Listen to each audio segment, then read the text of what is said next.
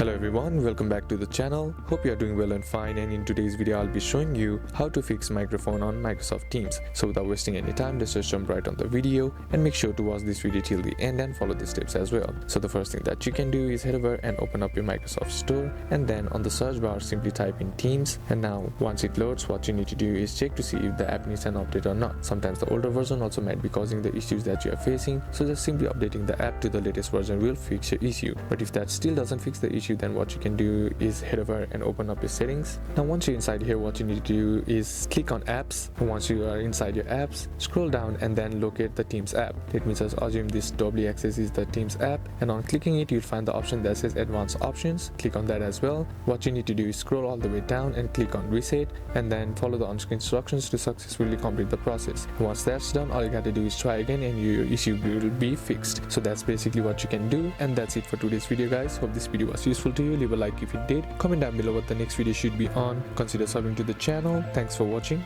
bye bye.